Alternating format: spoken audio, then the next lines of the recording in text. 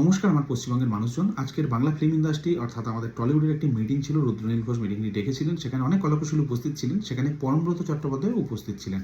সেই পরমব্রত চট্টোপাধ্যায় কিছুদিন আগে যাকে তৃণমূলের প্রচার গাড়িতে নানা রকম আগুন ঝরানো বক্তৃতা আমরা দিতে দেখেছি। তো সেই প্রসঙ্গে এই মিটিংয়ে তাকে প্রশ্ন করা হয় যে আপনি কেন সেই দলে নাম লিখিয়েছিলেন বা কেন গিয়েছিলেন, আজ এখানে কেন। সেই পরিপ্রেক্ষিতে বা তার প্রত্যুত্তরে তিনি বলেন যে আমার সদ্যজাত সন্তানের মুখের দিকে তাকিয়ে দাঁত চেপে আমি কম্প্রোমাইজ করেছি। ঠিক আছে। আর এই ক্লিপটা ভাইরাল হওয়ার পরে, এই ঘটনাটা জানার পরে মানুষ তাকে নিয়ে বিদ্রূপ করছে, খিল্লি করছে, যা খুশি তাই বলছে।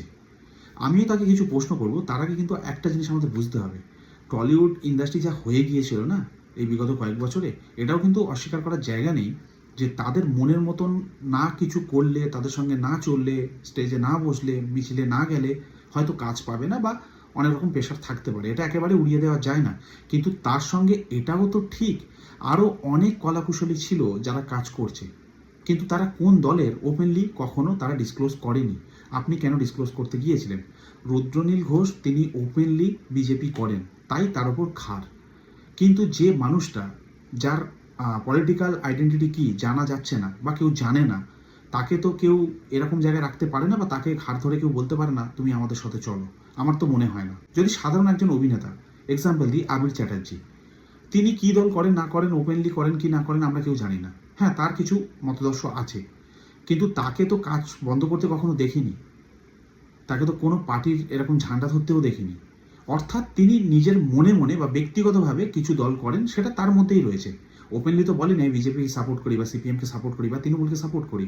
তাহলে তাকে দলে টানার প্রবণতাও অনেক কমে যাচ্ছে যদি জিনিসটা ডিসক্লোজ না করছি। তো আপনি যদি ডিসক্লোজ করছেন, যদি মানুষ বুঝতে পারছে যে হ্যাঁ আমরা ডাকলে চলে যাচ্ছে, ফোন করলে বারবার ছুটে আসছে, তখন তো মানুষ সেই ফায়দাটা নেবে।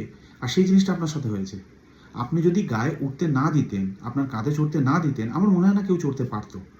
এরকম অনেক কলাকুশলী রয়েছে যাদের ইন্টারভিউ এখন মোটামুটি আসছে। আগে আসতো না, সাহস পেতো না, বাট এখন এরকম অনেক ইন্টারভিউ আসছে যারা ওপেনলি বলছে আমি যাইনি কখনো। হ্যাঁ, আমার কাজ পেতে একটু সমস্যা হয়েছে কিন্তু আমি যাইনি। অনেকের তো আবার ডাকও পড়ে, নিজের মতো কাজ করছে, কারণ নিউট্রাল, জানে না সে কোন দল করে, নিজের মতো না সে কাজ করে বেরিয়ে যায়। তো সেই জায়গাটা কেন আপনি স্ট্যান্ডটা হোল্ড করতে পারলেন না? হ্যাঁ, অবশ্যই একটা প্রেশার ছিল, সেটা আমি একেবারেই অস্বীকার করছি না, কিন্তু এরকম না যে আপনি নির্দিষ্টভাবে কাজ করে যাচ্ছেন, আপনাকে কেউ জোর করে দলে টানছে।